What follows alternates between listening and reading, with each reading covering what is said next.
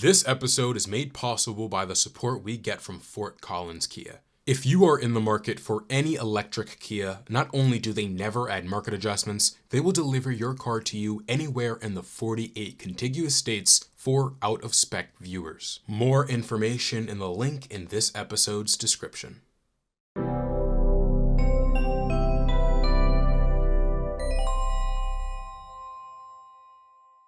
Hello and welcome back to the Out of Spec Podcast. I'm your host, Isaiah, and today we have back on the Out of Spec channel, Lacey. Lacey, how are you doing? Doing pretty good today. How are you doing? I'm doing pretty well. It's awesome to have you back here. You probably recognize Lacey before. She's been on the Out of Spec podcast channel, as I said, as well as the review channel with her Nissan Ariya. You also joined Out of Spec for the i90 Surge, and so it's awesome to see you again. So we're here to kind of update everyone on your Nissan Ariya. So if you kind of want to just fill us in, you got a Nissan Ariya when you're in Colorado, you've moved, and so we'll kind of update everyone on that. But what is the deal of your Nissan Ariya? The deal, like when I bought it? Yeah, so everything Yeah. from the monthly payment and what made you choose the Ariya. You were in the Model 3, the out of spec Model 3 for a while before that. And yeah, just kind of getting everyone up to speed. Yeah. So back in April, I bought my first EV. I leased it, actually. There's a really good deal going for Nissan Arias, and I think it might have even gotten better after I got mine. But mine was a really good deal. So I was actually going back and forth between a few different ones, like similar shapes and sizes. There was the Kia Niro and the Hyundai Ioniq 5, and then what is it? The Hyundai. What's the other Hyundai? I can't remember. Kona. Or Kona. yeah, Okay. thank you. So I was looking at the Kona too. I really liked that one. I really liked how that one handled. It was like small and cute, and I was like, this is kind of the EV that I want to be in. But then I was like, you know what? I'd be doing myself a disservice if I didn't look at more options. So I like called the dealership down in Denver, and I was in Fort Collins, and I was like, hey, can I check out your deals? I don't remember what it was exactly, but it was like 100 something a month, before fees and everything. And so they said, yeah, just come on down. But the condition that my old car was in would not have permitted me to drive all the way down to Denver, which was only like an hour away, but it was just not something I was willing to risk. So I went to the dealership in Fort Collins instead, and they came to me. They brought the car to me to test drive, which really stood out to me, and it was really nice. Yeah. And they laid out some numbers, and I was like, wow, that's a good deal. I think they said originally like 250 a month, including absolutely everything, and you can have like the bigger battery. So I went in probably like the next day, 2 days later, after consulting with my mom, and then they like threw out different numbers, and I was like, hey, this is not what we talked about. I think they originally quoted me like 289 a month, and I was like, I don't want to pay that. Like, you said 250 and for the bigger battery. So like, okay. Eventually they did talk. Um, I did talk them down to 256 a month with zero down, 12,000 miles per year, and zero first payment. So I got a really good deal out of it, and I think total throughout the whole term of the lease, I'll probably pay a little over $6,000, and it is a 2-year lease. So I'm really happy with that deal, and I do like the car. I didn't want it because it doesn't like brake completely. It just gets you down to like 6 miles per hour before you have to take over. But it does have all-wheel drive, so those were like the two things that I was looking at for all the other cars. All the other ones I wanted didn't have all-wheel drive, and that's something I wanted to prioritize because I didn't plan on leaving Colorado yet. So I was like, I need to drive in the snow, and now here I am in Maryland, and it barely snows here, so I would have been fine. But I do like the car, but I have also picked up on other things that I don't like about it. We can go into that now or later. Yeah, I mean, let's just kind of jump into it now. Do you regret are you satisfied with your decision of the Ariya versus getting something else? Yes, I do still like it. It's a really sexy car, I feel like. I love how it looks Yeah. compared to the other one. So it definitely, like, hits the top of the list for that one. Okay. Yeah, so you got an Engage Plus E-Force with all-wheel drive. This is something you mentioned in the last time you were on with Francie, that it doesn't have one pedal drive. So it does have regenerative braking, right? But it doesn't get you down to zero. So, you can take your foot off and it goes into hold. Right. Yeah, it's, the difference between whatever Nissan calls, like, e-pedal and iPedal, I think. So mine, I think, just has I can't remember which one it has, but, I just know there's, like, 3 different buttons that I have to press every time I get into the car. But actually, after I, was on the first podcast talking about it, a bunch of people commented saying, like, "Oh, you can change the settings so that you don't have to change it every time you get in the car. It just, like, makes it the default." But it only defaults one of the things. There's still 2 other buttons, 2 other things that I have to do every time I get in the car, so it doesn't really make that much of a difference. Yeah, that's, like, the biggest thing I don't like about it, so Okay. Now, you're right. You have 2 years with this Aria. We're already 9 months in at this point. Is that right? yeah, around 9 months. Okay. Do you have ideas of what your next vehicle would want to be? Do you have like a wish list of features that you'd want? Yeah, one pedal driving. That's it. I really am going to commit to that one next time for sure. Um, as far as, like, anything else, any other features, nothing really stands out as a priority aside from that. I'm not really looking at any specific models yet, I'm still enjoying this one, and it's gonna suck. I'm gonna have to look to get a new car again and go through that whole process, sit at the dealership for, like, 5 hours again. But I'm just gonna wait for that time to come. I mean, anything can happen. I don't know what kind of car I'll need, like 2-ish years from now. So, well, maybe 1-ish year from now. But it's nice to be part of the Out of Spec cast. So then anyone can help me decide, especially Kyle. I'm sure he'll keep trying to push me to get a Tesla. Now, let's kind of talk about the lease for a second. So, one of the biggest reasons you highlighted leasing, I mean, I think this is something that all EV owners kind of understand, is EV values and depreciation. There are a lot of good lease offers, and I imagine when your Aria lease is up, you'll probably have even better options um, in the future. When it comes to some of the features and that, I guess, access that the Aria has to charging, right? And so you went from Colorado to Maryland. Do you think that you would need the all-wheel drive and a larger mid-sized SUV that the Aria is in, really across the country? No. I don't think I'll need all-wheel drive. When I first moved here, actually, everyone said, "It never really snows here, you'll be fine." They have names for, like, the years that it did snow. There's, like, Snowmageddon, and, like, there's another one too, like, they got so many inches of snow, and, like, the city had to get it shut down, like, they didn't have, good plowing, I guess, because of how the streets were set up, and there's, like, side street parking. Um, so I don't think I really have to deal with that. It actually did snow this year, I think last week, and so it was like 5 inches, which still I don't think was that bad, and by the time I was actually in Colorado when that happened, so it was good timing. But when I came back, like, all the roads were fine, so I really don't think I'll have to prioritize all-wheel drive. You mentioned one other thing, I can't remember what that was. With charging, right? Um, for charging, it's really nice having EVgo free for a year. There are EVgo stations, like, less than a mile down the road, thankfully. I didn't even know that, before I moved here. I don't think I really need to prioritize that. There's also free charging at work for me, and I think there's free charging stations also, like, even closer than those EVgo stations. There's level 2 and level 3, and I think the level 2 is free, but I'm not totally sure. So there's so many charging stations that I have access to for free. I can probably just get any car. Definitely don't, like, specifically need a Tesla to have access to that network.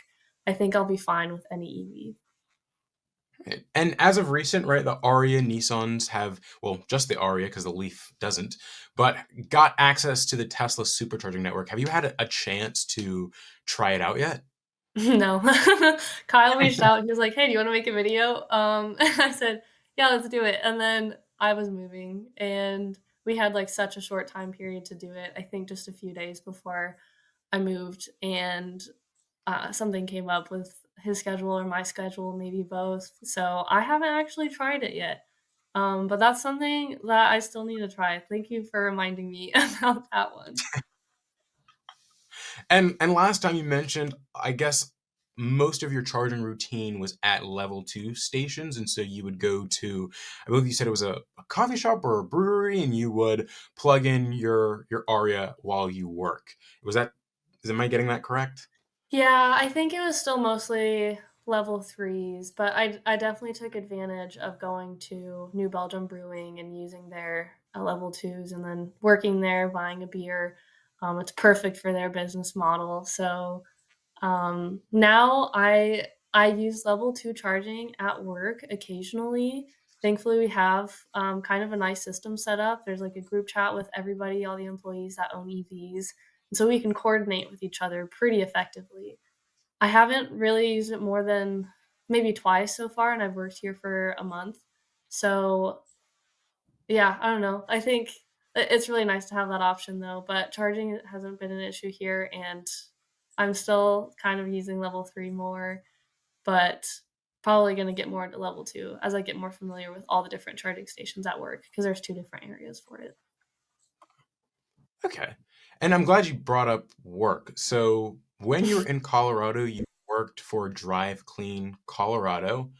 Mhm. And now that you're in Maryland, I you still work in, I guess, the EV industry. What do you do now, if you don't mind sharing? Yeah, so I work for the Maryland Energy Administration, and so it's very similar to the Colorado Energy Office. I'm not sure how familiar all the viewers are. So I work for the Maryland Energy Administration, very similar to the Colorado Energy Office, and we have 3 different teams. We have one that does programs, another that does policy, and another that's the administrative team. I'm part of the programs team, and within the programs team, we have like decarbonization slash like energy efficiency. We have renewable energy, and then we have transportation. I unfortunately am not in the transportation team. I'm actually in the energy efficiency team. So now I work with buildings. So it's different. I'm not really working with EVs as much, although some of my projects can fund infrastructure, but most of the time we're just pushing that to the transportation team instead.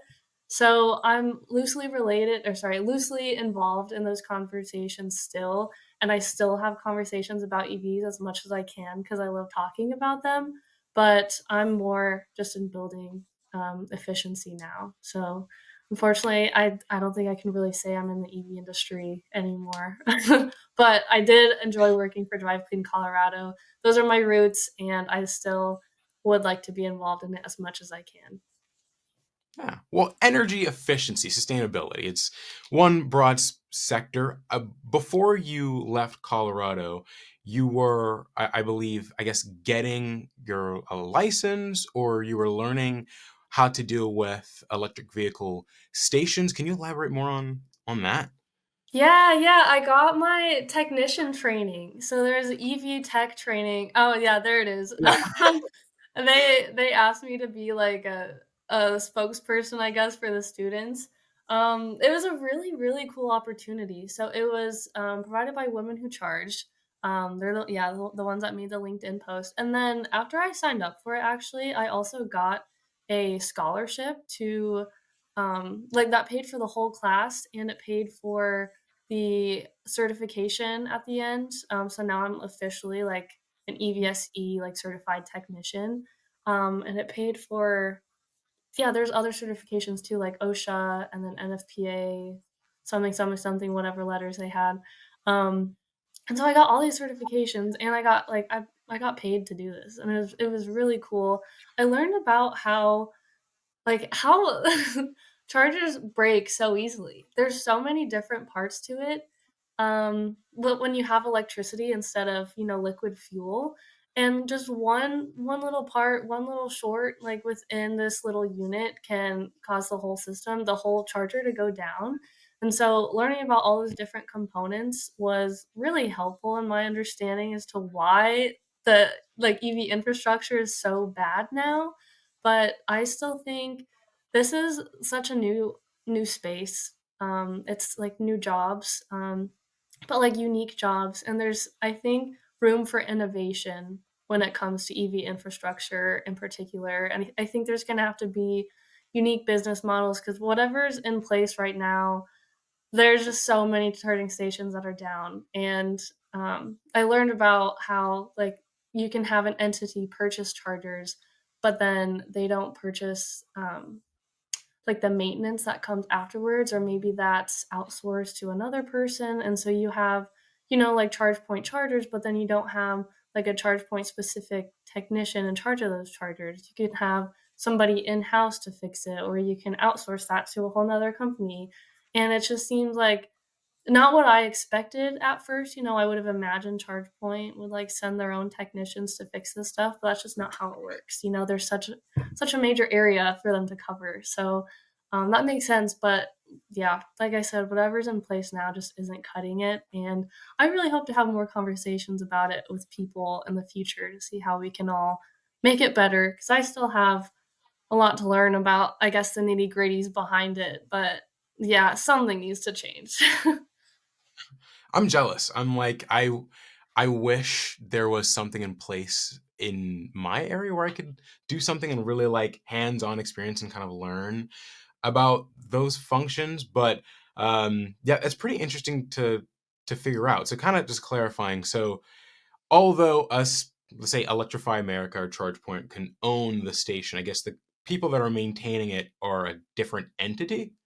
Yeah, and also, when you have someone like commissioning, so technicians, EVSE technicians, they do three different jobs. One of them is preventative maintenance. So the charger's still working. You just go to make sure like things are in place. Maybe there's graffiti on it that you clean up. Maybe there's something around it that might potentially make it go down in the future. So that's preventative. And then there's corrective. Something's wrong. Charger's not working. I'm going to go fix it. And then there's also commissioning. And for commissioning, I didn't know there's two different people that have to be there. So there's an actual electrician. Technicians are not electricians. We do not deal with the electricity being delivered. Although when we do work on the stations, we have to do lockout, tag out, and make sure it's all powered down. That's industry terminology. So that's the only time they taught or they work with electricity. But when you're putting a new station in, you have to have a certified electrician to do that. But it's not just a electrician that that puts it there that makes it all work. I guess they do make it all work, but you have to have a technician there to certify that everything is in place. So you have to have two people every single time you install this charging station. At least those two people. So that was something interesting that I learned, but not everybody knows that that's how it goes, and so all these chargers go down. Sometimes there are issues with the electricity being delivered, so you call a technician, and the technician's like, "Actually, I can't fix that. You have to get an electrician." So there's, I think, confusion with the different roles that play here, but it's really helpful having people like Women Who Charge and then Charger Help. They were the ones that actually built this curriculum. It's nice seeing them, these two entities, increase the amount of resources going to this kind of issue. So I'm really appreciative of them. There's like Lashida, she's a executive director of Women Who Charge. She really cares about this stuff. So she put this whole program in place. She brought Women Who Charge, or sorry, she brought Charger Help from California to put this curriculum here. And I think they actually have another cohort going on at the end of January. I could be wrong, but there's still an opportunity for you to join it if you want to learn more about the technician training. Yeah, send me some of the links and I will have them in the description of this video as well as Okay. for the audio listeners so they can kind of learn more. But yeah, it's education, especially in the space around it. The industry is just going to get more and bigger as time goes on. Going back to my personal vehicle ownership, steering away from the technician training that I did. Drive Clean Colorado provided a $400 a month incentive for me to drive electric. So I was always planning on getting an EV, but with this incentive, I started working for Drive Clean in at the end of February. Once I found out about that, I then spent like the next month and a half like finding the EV that I want. I kind of like expedited the process. Like I'm gonna get one ASAP. So thanks to that incentive, it covered most of the cost of owning this EV. So I had the $256 a month lease payment, and then I have I think around $230 for insurance every month. But my insurance did change, and I think it's a little bit cheaper here now. I'm using like a different person. So having them cover most of that, not only like owning it, but also the insurance was super helpful. But now I have a higher paying job anyways, so like I can still afford to have this car, thankfully. That's incredible. I mean, $400 is, I mean, that's Yeah. $400. That's that Yeah. covers like a lot, that covers all of your lease payment and then part of insurance. So that's like, yeah. Mhm, and it makes sense because when I was there, you're teaching the public about EVs. So it makes sense to incentivize driving an EV. Because I thought, "Oh, I'm learning so much about EVs, I have so much I can talk about." But I was kind of doing a disservice by not owning one myself. So, we always had somebody that, like, did own one that can, talk about them, talk about ownership, charging rates, but I felt that I was able to educate the public much better once I owned one. So it makes a lot of sense, but it's still a very generous incentive. Yeah. That's awesome. Yeah. Owning an EV is such a crucial part to actual, I guess, how do I want to word this?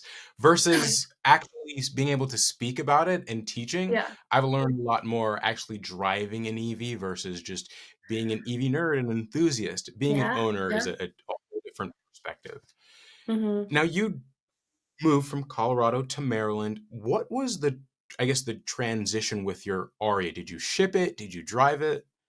Yeah, so I was originally thinking of doing like a road trip video and putting it on the Out of Spec Motoring channel, but I was gonna have my boyfriend join me, and then if I was gonna drive that, then I would need someone to drive a separate car, and then to drive that long distance, I would have wanted 2 people per car, because I tried to get there, get here in like 2 days, 2, 3 days, and so I don't know, it just didn't make sense. I had to coordinate a lot more, and then also, I didn't really want to, like, record a whole video of me on the road trip, and then my boyfriend who's, like, never been on the Out of Spec podcast. Like, it's really nice when you have Kyle there to, like, do all the talking, and then I'll just ask the questions, you know? So, it seemed like a lot more work to drive.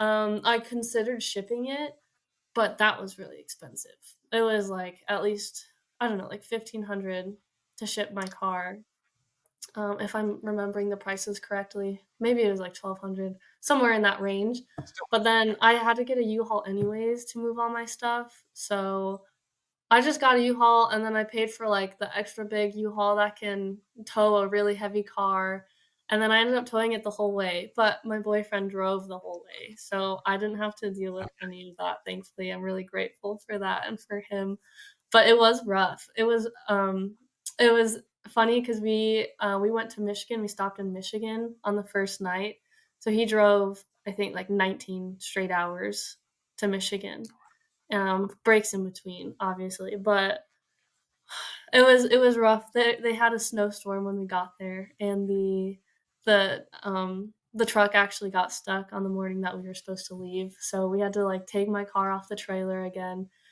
get the truck unstuck, and then put my car back on the trailer, and it was a really rough process because we did this at, like, I wanna say, like, 3 AM, because I had to get to Maryland sometime in, like, the afternoon, so that was, like, a 10-hour drive on the second day, but it was rough. It was a rough process, but I can't even be the one to talk about it.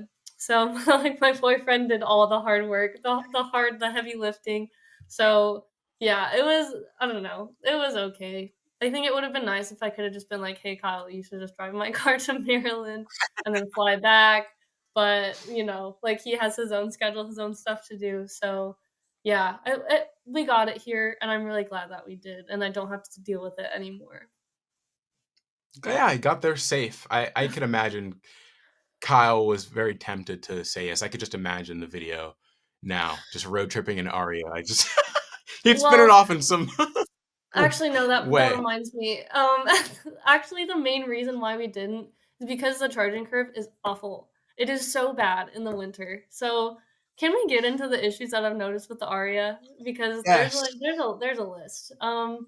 So with that, in the winter, I haven't really seen charging speeds exceed 70 kilowatts. So, I am charging for at least, like, around an hour every time I plug into a level 3, and in the summer, like, I was getting, like, 130 usually peak, and then, it would, like, do its thing, like, slow down a little bit towards the end, but now my peak is 70, and so it's, like, almost in half, and sometimes it is in half, sometimes it just goes down to 40, and it stays at 40 the whole time. It's like, "What the heck is going on here?" So, and then I also pull up and there's, like, a Subaru Solterra, and they're only getting, like, 30, and I'm like, "Well, at least I'm not in their position."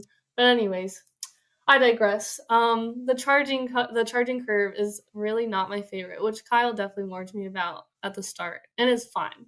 Like, I can deal with it normally, but not for road tripping across the country. Um, Another issue that I've had is the lane centering isn't my favorite. It does ping pong back and forth a lot, and I'm not sure how that compares to other cars. I just know the Tesla did a really good job with their lane centering. And so having the Tesla for 3 months and then going to the Aria, that was a pretty big difference. But just having like auto steer or autopilot, like in the Aria, the other things that it has, like the steering wheel, it nags at you a lot sometimes. It's like sometimes it just wants to glitch, and every 2 seconds, it'll just, like, have a flashing red light, just like, "Hands on your steering wheel," and my hands are on the steering wheel. And then sometimes I'll, like, twist it a little bit and it'll be fine, but sometimes I have to get really aggressive in order to get it out, and then it actually moves the car, so people behind me are just seeing me, like wiggle back and forth a little bit just to wake up the car. But it doesn't happen all the time. Sometimes it does feel me the whole time and it's good. But for the most part, that really bothers me. Thankfully I don't have to travel super long distances anymore, but it still sucks to have that. So yeah, steering wheel sensitivity and consistency. Sometimes it glitches and like kicks me out of CarPlay. It doesn't like log in like right when I get in the car. That's just like here and there. Like sometimes it works, sometimes it doesn't. Sometimes while I'm driving, it just kicks out, which is really weird. Also, one thing I don't like about the Aria, I don't know if maybe I just haven't discovered how to do this yet, but I can't control charging based on the state of charge. I can only control how long I'm charging for. So, I can't say like, "Hey, can I charge my car until 80% and then stop charging?" I have to like Really? say, "Okay, stop my car charging at like 9:30 PM." Like I have to put in a time. And I don't know. I'll look at the comments after and see if I'm just doing something wrong, but I haven't found out how to control based on the state of charge. And that's for like at Um home or at work level 2 Yeah, charge. yeah, level 2, like, any charging, it just doesn't turn it Even off. DC? So, yeah. Even like I guess DC fast charging, it will only let you do it by the time? Yeah, any charging in general. I can't say stop charging at 80%. Like, like, Crazy. I have to go unplug it. So, it doesn't Yeah, I don't know. Nissan I on their feel like software, I mean, getting kicked out of CarPlay. CarPlay is already a little, for some Yeah. CarPlay works. I think functionality is there, but Yeah. yeah, it Yeah. probably has some software issues. Yeah. A few more things. The braking is inconsistent. I mean, like sometimes, like I have to put it into eco mode every time I get in the car. Sometimes I forget, and so like the braking is a little more like sensitive.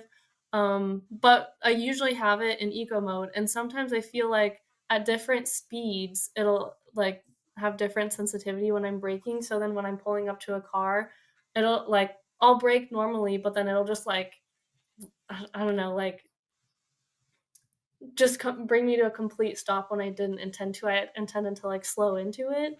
So I really feel like the sensitivity to braking changes even when I have all of the variables consistent. So, I don't know if anyone else has that issue, but I feel like that's something it's like a little minor thing that I've noticed sometimes. So, I just wanna speak on that. I'm not sure if people share the same experiences though. Also it guides me to gas stations. So I'll pull up the navigation and I see like the little icon on the bottom. It's like, oh, find a gas station. Why? Why can't that be charging instead? I have to go to the home menu instead to like find charging stations, which I never do anyways. I just go to plug share. But when I first like was looking at the car trying to find charging stations, that was the first thing I found was how to find gas stations. So I think that's just the Nissan software. Um, yeah, slow software and glitchy. I already added that one. Sorry, sometimes doesn't connect to CarPlay.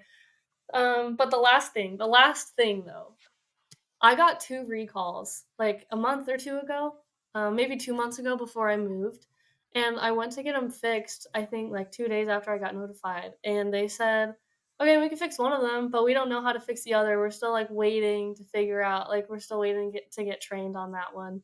So, I still have that recall on my car, but I got the other one fixed, and I actually haven't gone back to see if they know how to fix that other recall yet, but both of them involved like the car not starting. Like this is something I guess some users have experienced, like the car just won't turn on. So I still have that recall that needs to get fixed. So at any point before I get it fixed, like the car could just not turn on. Um, that's what I remember from it. I don't remember any of the technicalities, you know. I want your viewers to know, like I'm still a normal person. There's a lot to cars that I still don't know. So a lot of this could just be user error. I'm just gonna flag that. Yeah, but there's those 2 recalls, and it really sucks I didn't know how to fix one. So now I'm in Maryland, now I have to find, another Nissan dealership for them to fix it, but that's my list. I'm pretty sure there's more, but those are the bigger things that stand out to me. Okay. That's interesting. Yeah, it sounds like the Arya has some major, I mean, as I already said, software issues. Now, the Arya is capable of over-the-air updates. Have you received any over-the-air updates since ownership? No. I don't know what that looks like for an Aria. If I have, then I don't know, but I haven't seen anything that says, like, "Update ready," so Interesting. Yeah, mhm. Nissan definitely. It's kind of disappointing because Nissan, I mean, on the fundamentals of what makes an electric vehicle an EV, from the battery management and efficiency and the motors and the battery, Nissan's been doing this since 2011, 2012. And of course, they've always had great hybrid systems. So it's like I would expect the Aria to be very refined. However, it seems like that isn't exactly the case, but it still serves itself as a good EV option, at least in your case for you. Mhm. Yeah, yeah, I think the software is just, like, the bigger thing. I don't know how Nissan, like, software compares to other vehicles, so maybe that's not, like, an EV issue, that's just, like, a software issue for all of Nissan, I'm not sure. But, yeah, I do not like the software. I do not like how it looks, it's always laggy, sometimes kicks me out of CarPlay, but, yeah, that's something that it'd be really cool if they, like, honed in on that. Interesting. Okay. Well, awesome. Before you go, one final question. Now that you've had time with the Aria, right, 9 months, is there anything new that you've learned about the Aria that you guess you didn't know upon our last time you've been on the Out of Spec podcast? Last time I was on the podcast, yeah, that thing with, being able to set the iPedal or ePedal to default, like, having that on every time I get in the car, that was something new that I learned. I'm sure there is a lot, honestly. I just I'll have to remember because now I've gotten so used to it, and now there's a lot of things, like, it's hard for me to, like, learn something new now. Um, Yeah, I think that's, like, the main thing, the main new thing. If something else comes up, I'm sure there's other things, I just can't think of it. We'll have you back on again, especially to talk about work and I guess Yeah, build working. efficiency. It's interesting. Yeah, I don't know if anyone else, like, for the podcast, have you guys interviewed anyone else that works for a government? No, I don't think so. I would have to ask Hal. He probably would know someone that works for the government in the EV space. But of course, we know a lot of people who work in the EV industry, but just private. So working, public, that's I imagine it's a little different. Mhm. Yeah. Well, I'm happy to kind of provide that experience then to the podcast. If anyone's interested in learning more, then I can definitely come back on the podcast and talk a little bit more about it.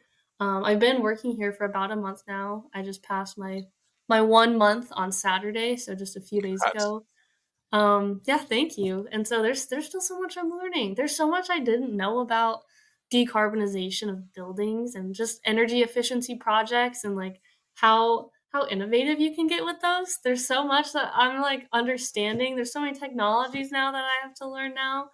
But it's really cool, and it's really nice to get challenged in that kind of way now too. But I wish I could talk about EVs more in my job. Now I have to stick to like window upgrades and rooftop solar and that kind of stuff. So, which is still cool to talk about, but I'm not an expert by any means in those conversations, but still a great job. And then I know I talked a lot about the bad things about my car. I do still like my car. I would absolutely make the same decision that I did when I bought it if I could go back in time. So I really like how it looks. I do really like the size. Um, I would encourage people to get it, um, even though there's a lot of issues with it. I haven't had anything like super bad that will deter me from like really getting one again. I guess like aside from my need to go one pedal driving, but aside from that, like it is a good car and I really like it.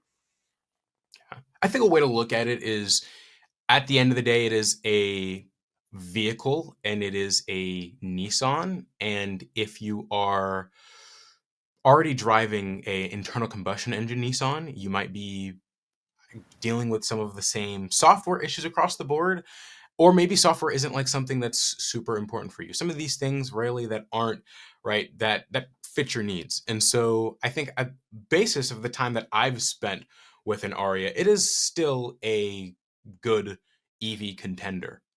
Just if in terms of options, and I mean it's good to have options out there. Mhm. Yeah, absolutely. I know, like, in Colorado, they also reduced their rebate, unfortunately, so it was really affordable. It was a really affordable EV to lease. I don't know how that compares to other states. I don't know how it compares to other vehicles now, but it's still a good car, but I'd probably now that Maryland doesn't have, an EV rebate, they just have, like, EVSE rebates, I'll probably get a cheaper one next time. But so it was nice to have this, like, more luxurious car while I could. Look, next time I have you on will probably be Nissan Leaf. I'll try to have you on. You could kind of talk about that. It's expected to unveil this year, so it'll be kind of interesting to see what some of the features are and how it compares to the Aria in essence of Nissan's next generation of EV. But Oh, thank you a so much new for joining. Yeah. yeah, a new they're having a new Leaf?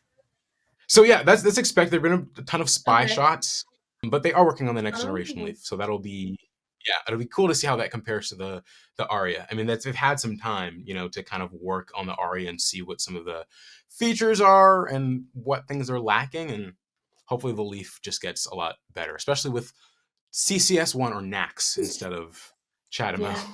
Yeah, they really need to change that for sure. It's about time. It's 2025. Come on, guys. Yeah. Well, thank you so much for having me though. It's fun talking about the car and just EVs in general. So always happy to be on the Out of Spec podcast. Awesome. And any other information, guys, about the cohorts in Colorado expanding, I will have that in the description if you can send those to me, as well as is there any other things you learn about your Ariya? I'll try to link those in the comments as well. But this is the Out of Spec podcast. Thank you so much again for joining me here today, Lacey, and we'll see you guys in the next one.